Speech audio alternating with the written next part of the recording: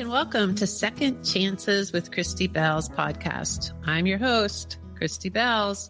Enjoy our array of talented, open-hearted guests and their thoughtfully curated stories of second chances, life-changing choices, and new perspectives. We are here to empower you on second chances in your life.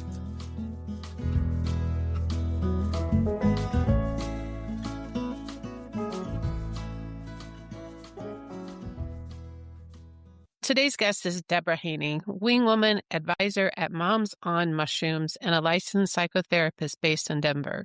For more than 2 decades, Deb has guided individuals on transformational journeys through spiritual healing, integration, and altered states of consciousness. She studied with luminaries such as Grof and Sandra Ingerman, led private retreats worldwide, and built a thriving practice here in Denver, helping people align with their soul's purpose. Her work combines professional expertise with spiritual depth, offering powerful insights into shamanism and the evolving role of psychedelics in the therapeutic process. I know this will be fascinating and eye-opening conversation for all of us. Welcome, Deb Haynie, to the show. Thank you for having me on. Yeah. So I start everything I do these days with something I call permission to pause. So we're just going to take a deep breath, get ourselves in this moment. The audience joins in. It's just permission to pause. Just take a deep breath.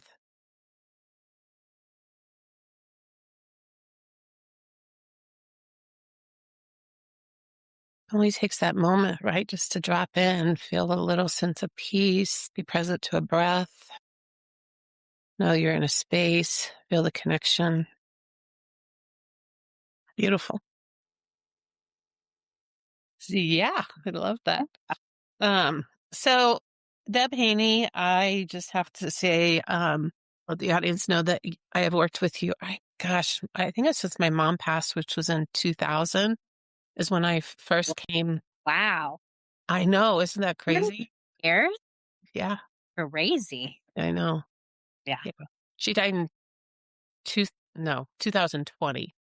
My mom died in 2020, not too ago. Yeah, we knew of each other, I think. Yeah, we've known of each other. I was in your practice a lot because I was seeing somebody else that practiced in your office for a while. And then we have a lot of cohorts in common, people that we've known. And so, but I personally came to you because I had dealt with a ton of grief. I lost my brother, my aunt, my mother, a friend, and I was just offloading so much in my life that I just could not get myself around. So I went to Deb and asked her to take me on a journey. And so Deb and I went up to the mountains and we spent a day together doing what we call the medicine.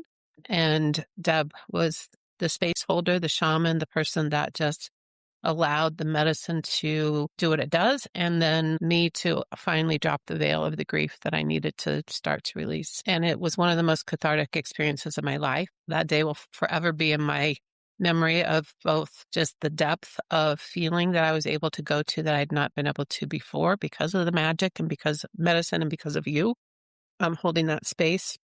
Yeah, that's how I know Deb Haynie. And since then, we've done other wonderful things together, both in my healing and collaboratively. And I'm very excited to say this will air after this, but I'm actually training with Deb this weekend, the beginning of my shamanism work. So, hey, wow, I know, so excited. You are just extraordinary. And this podcast is called Second Chances. It's based on the idea in my belief system that every moment's a second chance, that we get to choose again, that if we fall down, we have the ability to get up, right? Whatever that is. And that every single woman, no matter how powerful, mystical, magical, spiritual, educated you are, that every person has those moments in their lives where they've needed a second chance to say, let's do that again.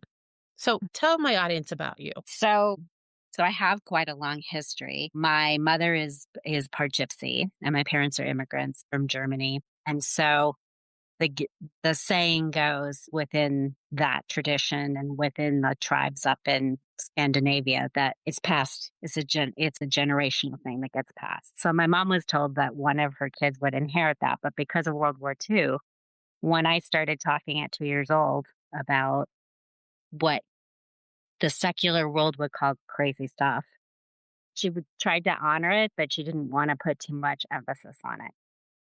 I remember being 2 years old and having experiences of flashing into other past lives, for those of you who believe in that, and having nightmares related to that, and hearing things. And when my grandmother died when I was 5, she was not in this country. And I would remember taking a nap and totally hearing her come to me and waking up and hear her talk to me, and going and crying to my mom. And she had Mhm. literally just passed away that day. Mhm. So then things as it would go when you get into high school and you get into the secular world, all you care about is your friends, right? Mhm. So I think it was always there. I ended up with these professors who were teaching astro travel. And so my toe was always dipped back into it. But I think the real turning point came in my 20s when I was pregnant with my first son and died in a car accident and came back. And I think that was in the shamanic community, we call it like the initiation, that typically to have a near death experience or to have some sort of shattering experience, which I know many of us have had in this life, becomes sort of the initiation. And so that is how I ended up with a particular therapist who was trained with Stanislav Grof, and who then I was having panic attacks after, like, several years after that incident. Things were getting worse. They weren't getting better with EMDR. For those of you that know what EMDR is. After that or during that, she was calling him and he said she's being initiated for something. So don't interfere with her. Don't interfere with medications. Let the process take its course. And I will say, so I'm so loving that second chance sort of thing, because that year was crazy. That year was like living between two realities and figuring it out. But sure enough, as he predicted, once that year got better, teachers came along my path.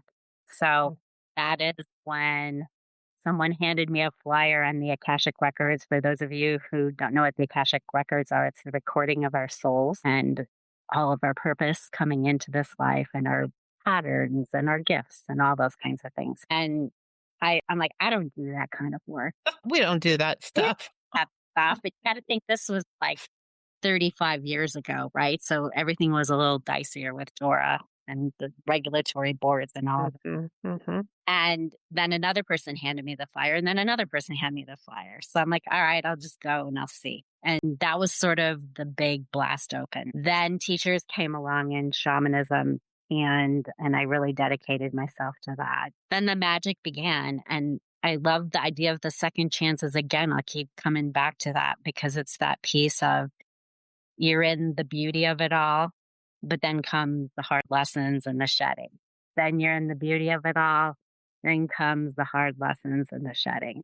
Mhm. So, being on a spiritual path, and Christy and I've talked about this, it's both like it isn't always the easiest path, but it's pretty hard to get off of it once you're on it. Yeah, once you're awake, it's hard to go to sleep. You can't go back. Like, how bad? Well, you can, but you have to like really drug yourself or something. Yeah. Right. Yeah. I wrote a part in my book about, I remember when I probably had my spiritual awakening in my early 20s, I was talking to a woman I worked with who I adore, who's still in my life. And I'm like, but you should do this and you could do this and then this and this and this. And then she's like, Christy, I don't have any desire to do that. Ignorance is bliss. Like, I just want to remain ignorant. And I was like, huh.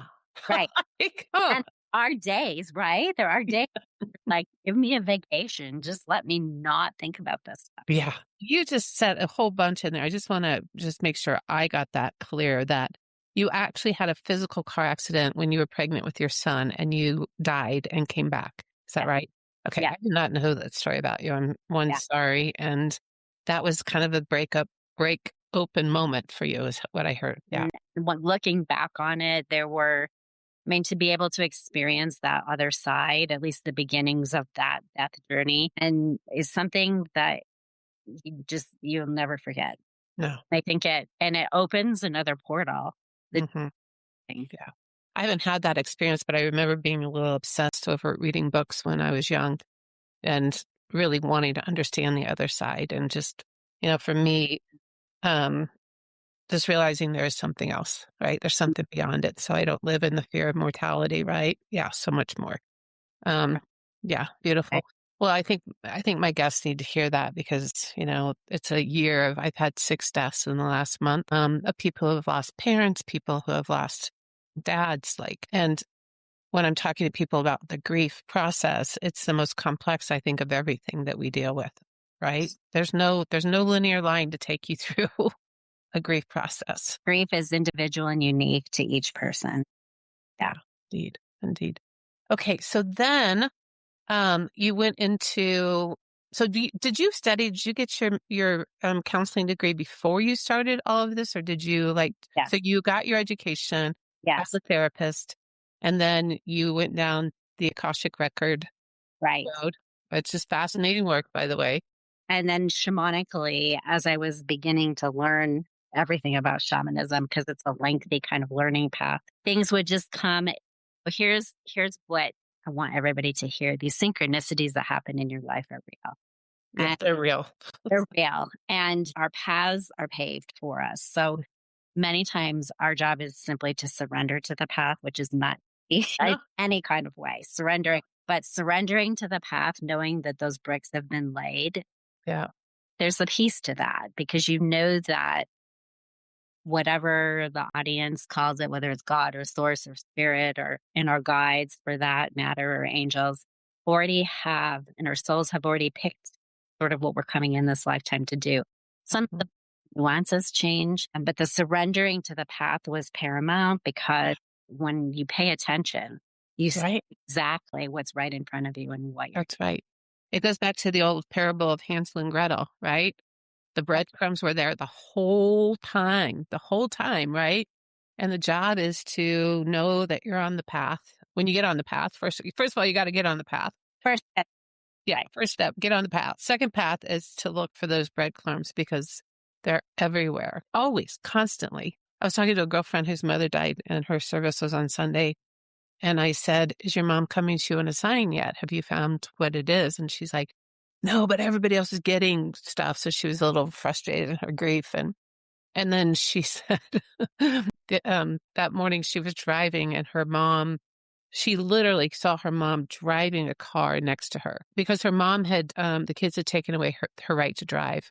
And it was one of the biggest frustrations of her mom's later life was that she didn't have a car and couldn't drive. So Yeah. she's driving next to Jane, like, here I am. Yeah. So Is that funny? So yeah, gosh, so fun to talk to you.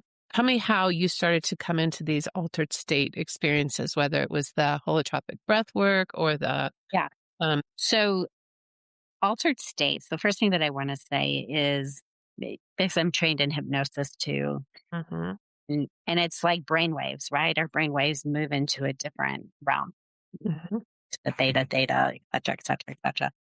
And so I think for some of us who quote unquote were very imaginative as children, we're already sort of tapping into that. You have a near death experience like that, it opens the door to even be more mhm, available to be able to travel into these other dimensions. My first experience with that was really the holotropic breathwork. And for those of you that don't know what that is, it's Stanislav Grof, who I think is one of the greatest theorists that's on this planet still, has written some amazing books where he's mapped the psyche.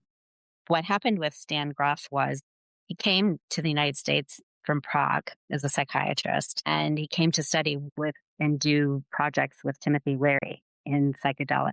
mhm. Then I think it was the Reagan administration came in and there was a war on drugs. And so all those positions were gone, but he could not go back to Prague because it had become communist. So he stayed here and he and his wife developed something called holotropic breath. And through breath and very carefully chosen indigenous music that has its own sort of wave to it, it's meant to mimic these altered states. For those of you that don't know me, most of you don't, that the joke is this could only happen to Debbie because I go into things without knowing I'm going into things. And the first holotropic breath work I ever went to, I thought I was going to a meditation retreat. So for those of you that have done holotropic breathwork, you lie on the ground, you lie on a very comfortable mat with a blanket and pillow. I show up with my little yoga mat and I don't have anything. But that 10 hours later in this breath work, I am deep in the deepest stuff to clear than I can even imagine. I came out of it and most of the group was already out for 2 hours and I was still in it. So that was sort of my first, what I would call deep dive. Mm-hmm. And then shamanic journey teaches you another way to sort of travel into those realms, that you're a little bit more conscious and you're tracking with your brain, even though you're in these other dimensions.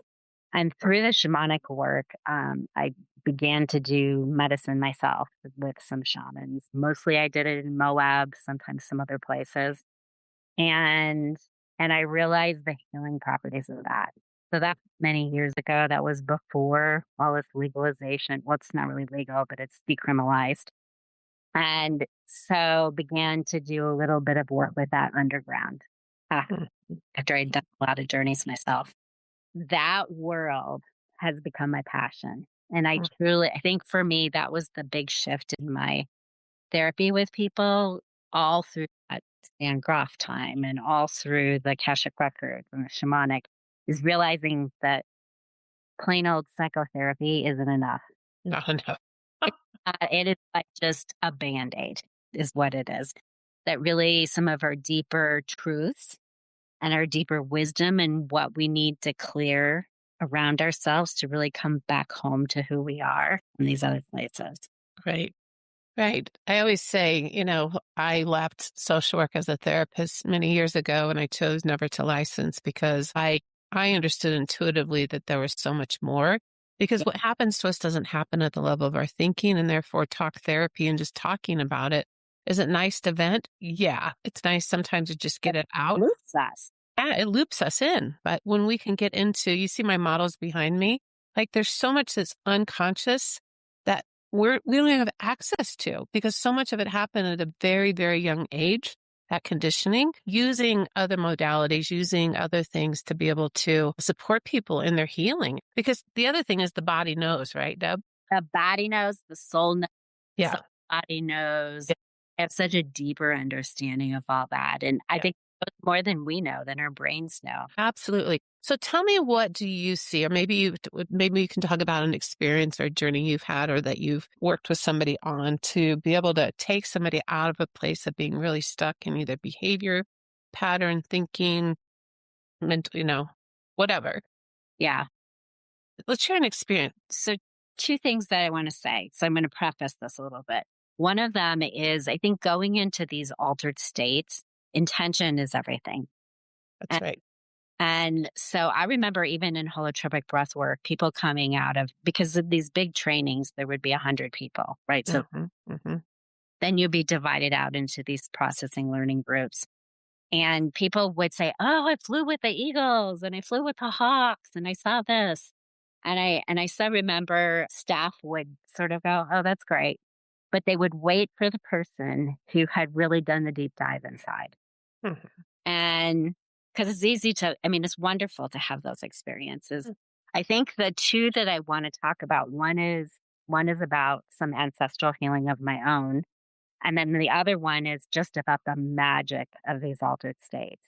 And both of these happened in Moab, both outside. And one of them was, my father was in Siberian prison camps in the war, shot in his lungs. He never dealt with his trauma in immigrating here because he worked on rockets.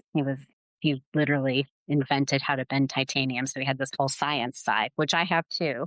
And that can be dangerous for me sometimes. And I, in this medicine journey, because I was deep in medicine, thought I was my father.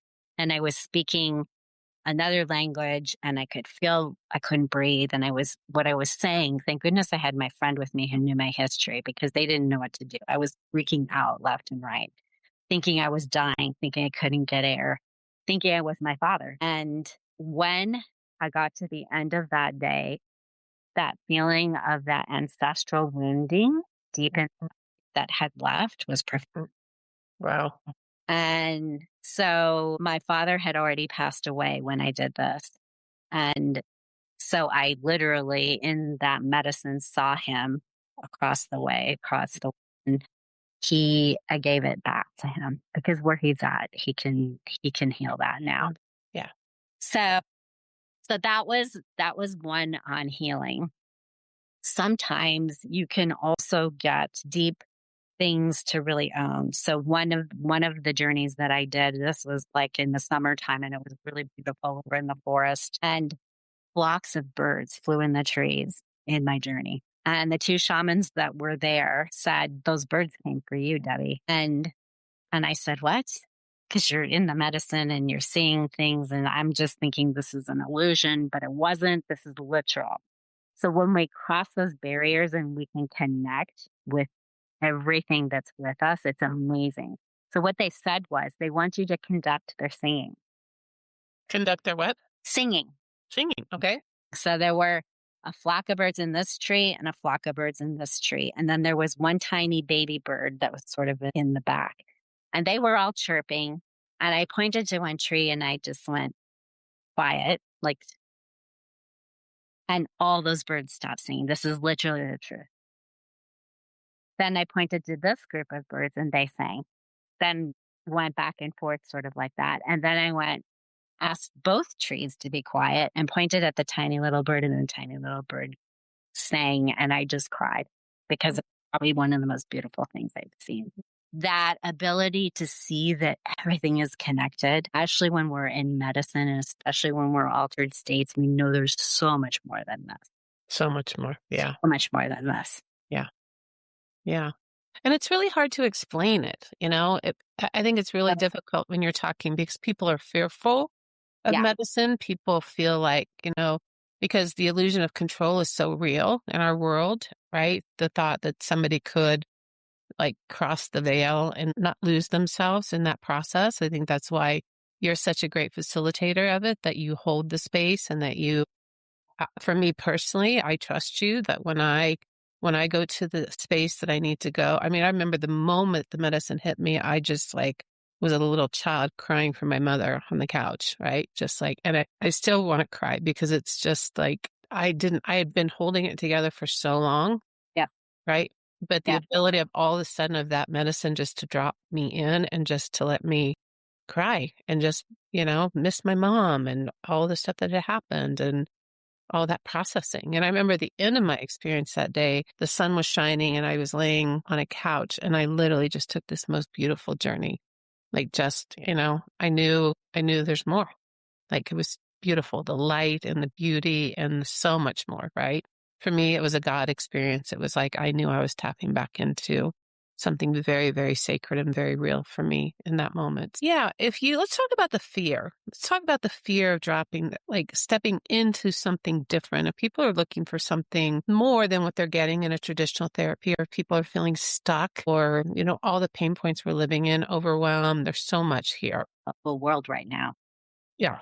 Yeah. This is a collective Going on, right? Yeah. On that note, I might also say, as within, so without, as without, so within. So as this world is in its crazy state, and really some of these old systems and bureaucracies and things like that are falling apart, that's also true for each of us as individuals. So I've noticed in these last years, like a huge force kind of forcing people into, well, is this really working for you?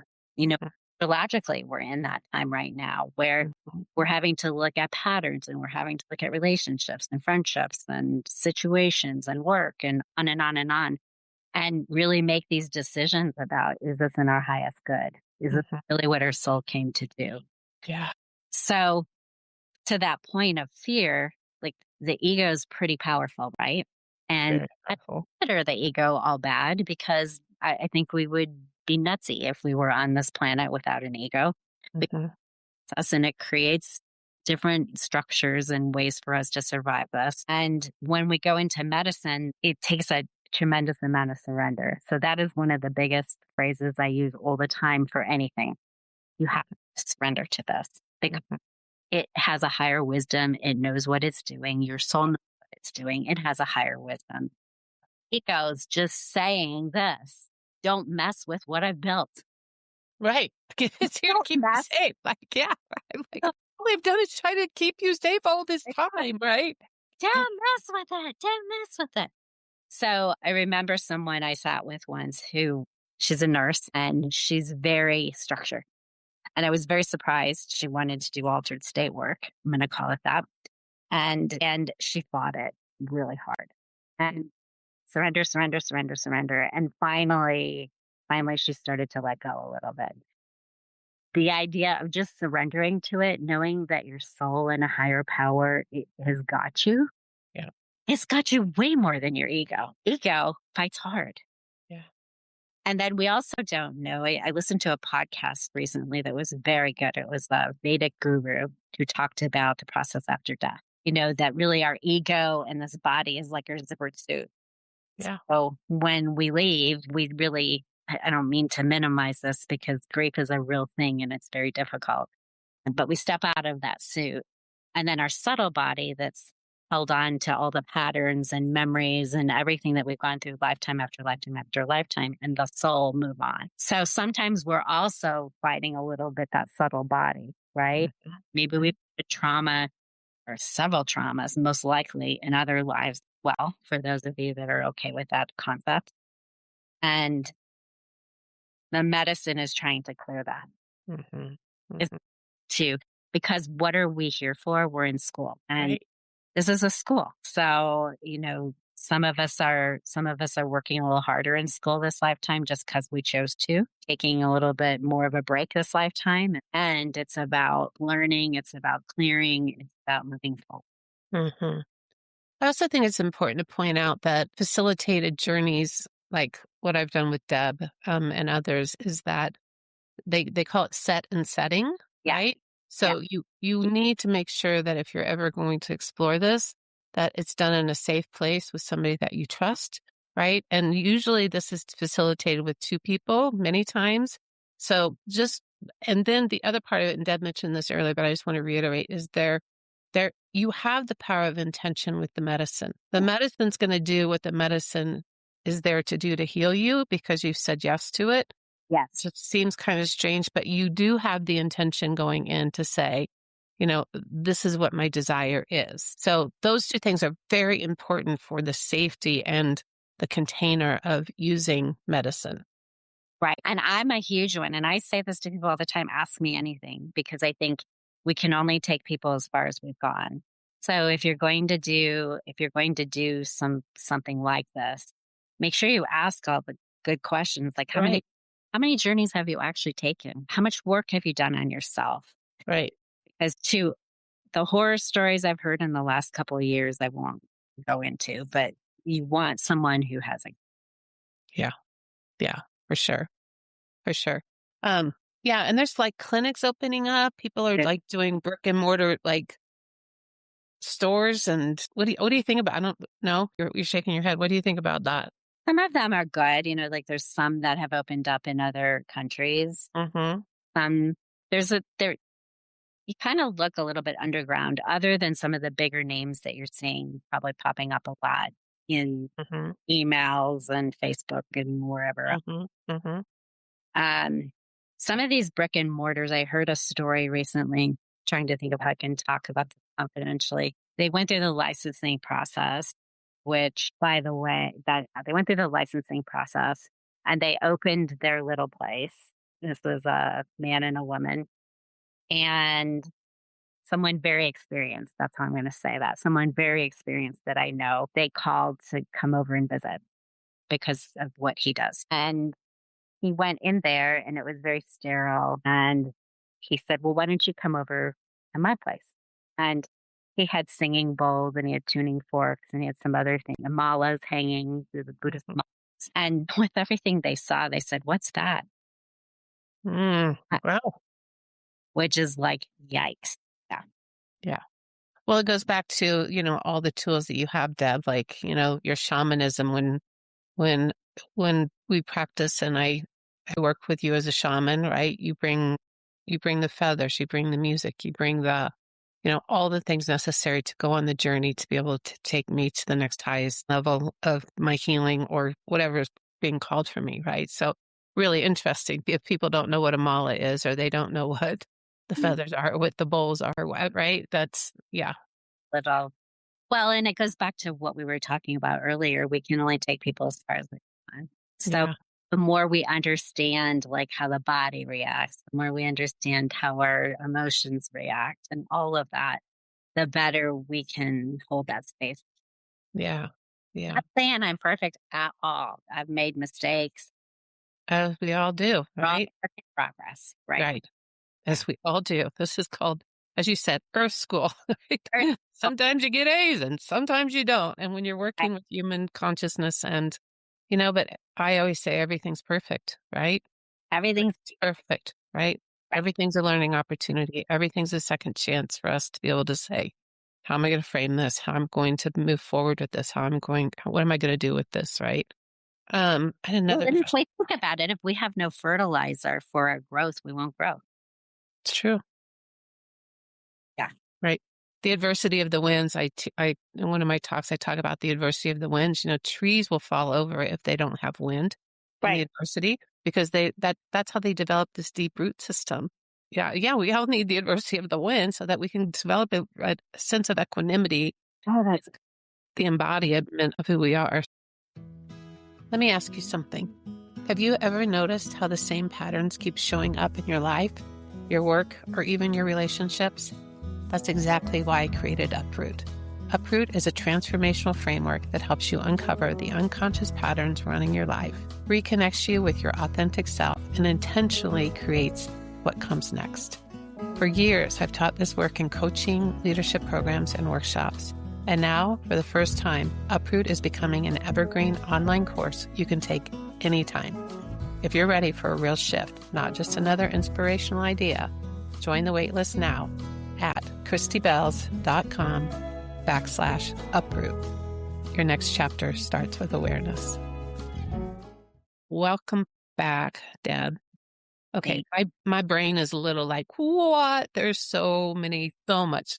I get to spend some time with you coming up, so I'm very excited about all that's going to unfold for me personally. But for this audience, we've talked about a lot, right? We've talked about, there's a traditional therapy path for people, right? Hopefully you find a therapist that you trust and that isn't just going to be your friend to talk to every time.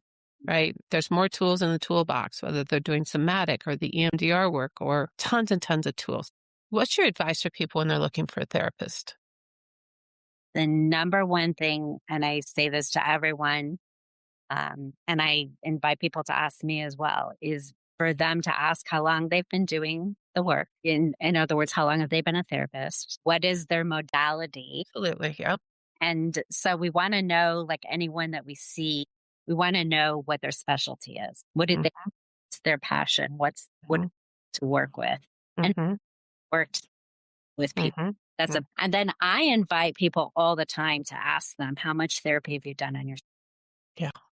Yeah. That is so key for me Right. because someone who hasn't done a lot of work on themselves, who then moves into that position, the chances and likelihood of them projecting some of their own trauma or whatever else they're dealing with onto the situation that's in the office is high. So we all do it.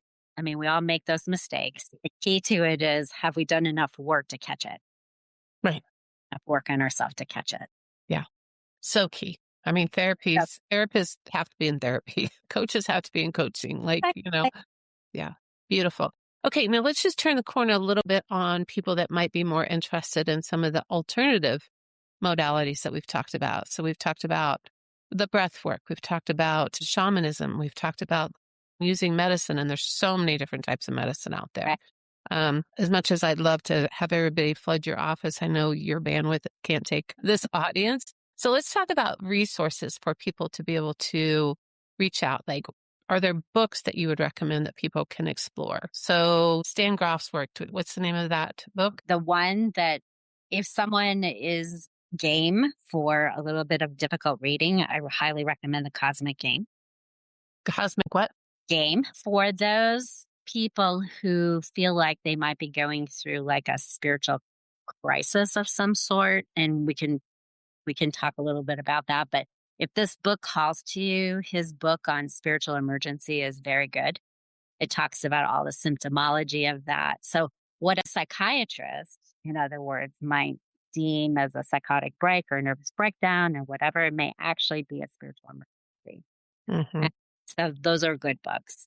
Mm-hmm. For those of you that are interested in past lives and their effects on your life today, any of Michael Newton books are good. Michael Newton wrote The Journey of Souls, Life Between Life, and Destiny of Souls. And then, of course, we have to add, I can't think of his name, the psychiatrist who does Many Lives, Many Masters. No, I love that book. Yeah. Yeah, it's a good one. It's about people being regressed back into these other lives and seeing how patterns get repeated. Mm-hmm. Mm-hmm.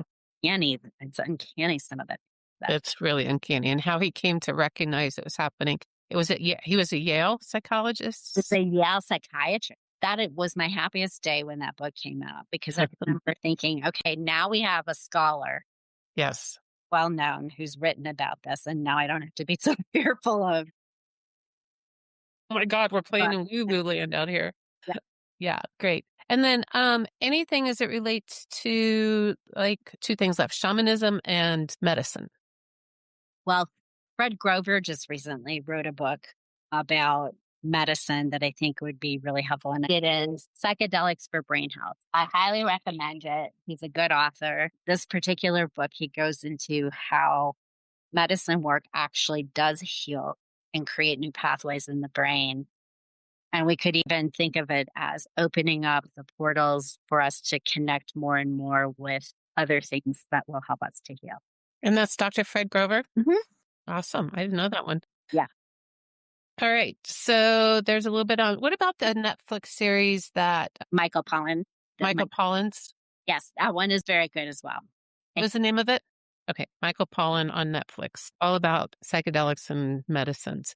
And then how about shamanism? I know that you're teaching and you do this periodically throughout the year. I'm delighted to be starting the process with you. Any books on that or anything that you want to talk about? Yes. So the standard book for shamanism for anyone who just kind of wants to dip their toe in that and see what that means is The Way of the Shaman by Michael Harner. And I think that's a very good book. Any of Sandra Ingerman's books are good as well. She has Soul Retrieval. She has several others, plant medicine, earth medicine, things like that. What I want to say about shamanism is it just makes sense. It's been around for 40,000 years and way before Western medicine. And the concept of shamanism is really that everything is connected and everything has a medicine of sorts and everything has portals. And so all healing, all divinity, all information, all whatever we need comes from that is really not other places, right? It's also it's really tricky in the philosophy of this. But when we're learning to do what's called a shamanic journey, we're actually journeying for information, for healing, for clearing someone, for all kinds of things. We're looking in those other worlds for that person to receive what they need. Probably one of my most profound stories of that was when I was learning shamanism from a Celtic shaman, Geo Trevarthen, and she's from Scotland. And in that particular class, and this is another one of those, this could only happen to Debbie things. A woman in the class who was very quiet, and you could tell she was very in pain, like a lot of pain. And so at a break point, what happens at some point is one person journeys for the other person, and that person has a question like, what do I need for my own healing, or what do I need for whatever? And I went to the bathroom. So when I came back, I was paired with this particular person, and I went into the journey, and oh my gosh, I saw blood. I saw a car. I saw a knife with blood on it. I saw a woman in the back seat, and all these flashes of different images culminating with a car going up into the mountains, wrapping a woman in a blanket that's tied up and rowing her down the hill. And so I went to Geo and said, good God, this is what I just saw on my journey. What do I tell this person? And she said, you just go back and you say, I'm so sorry for what happened to you. So I did exactly that. And this woman had indeed been kidnapped, raped, left to die, stabbed, indeed was wrapped in a blanket, rolled down the hill. And against all odds, some hikers happened to find her in the hospital for 6 months and had not talked about this in 5 years. Wow. It was such a confirmation for her that spirit understood what she had gone through, because of me, we're just the channel through which it comes. And that's the other thing I love about shamanism is it's not us doing the work. Our work is to keep this as pure as we can so that spirit can come through. Yeah. To either bring healing to that person or to bring information or to help a loved one pass on or whatever the case may be. Yeah. So that was pretty powerful. And Mm-hmm. when I look at tribes all over the world, they're still practicing. Mm-hmm. They're still practicing. So there's kind of a new concept that's come to the Western world that's like what would we call it? The metro shaman or the city shaman. And I do think like I know in Mayan shamanism, if you're going through grief, because we were talking about grief earlier, if you and I lived in Guatemala and we were working with a medicine woman, she would probably, and we lost someone, she would bring us a white fish in a bowl. And we would sit with that fish and grieve. Mm-hmm. The symbolism is. But when the fish dies, our grief stops. Wow. Yeah. That's powerful. But what I say to that is we're too sophisticated in the Western world. That doesn't work. I can't just say, Christy, your fish died, stop grieving. Right. So, I think there's modern shamanism is bringing in some newer elements. And I think that's where I do think he's probably one of the wisest shamans in modern society. And I also believe, and this may sound sacrilegious, and I'm sorry if I'm offending anyone, but I also believe that Jesus was probably the ultimate shaman that walked this earth. He was a way shower for sure. Yep. Yeah. All right. Deb Haynie. Wow. Wow. Wow. Wow. I am so blessed that I have you in my life, first of all. And I'm touched that you and I were able to do this together and that we'll be able to share this with whoever needs to hear it. Right? Because we trust and allow the flow and we know the path. So we just send the light before this. Yeah. Whoever it airs and whoever it touches. Do you have a web? Yes, I'll spell it for you. NTASKARANA.com. Okay. .com. Okay. Beautiful. Meaning bridges of consciousness. Love that. Yeah. Love that. And your coursework, when that comes out, when we get closer, when it gets live, we'll talk about that. And then I can add this to the show notes here so that people will be able to find that website. And the classes that you'll teach in the new year. I know that's a vision that you have. Any retreats you have coming up, we certainly want to support the audience in finding you the best that we can. So I love you. I can't wait to spend the weekend with you. Blessings, and just thank you for all the work you do. All the work you do. Thank you. Yeah. Right back at you. All right. Thanks. Blessings to you. Talk soon. It is the joy of my life to showcase the voices of people and the messy details of life's journey. As you have experienced, my guests are thriving with purpose and style, but that does not mean that their life is easy and without challenges. I've dedicated my life to you and your journey. Thank you for listening to Second Chances with Christy Bells. Please subscribe and learn more at christybells.com/second chances.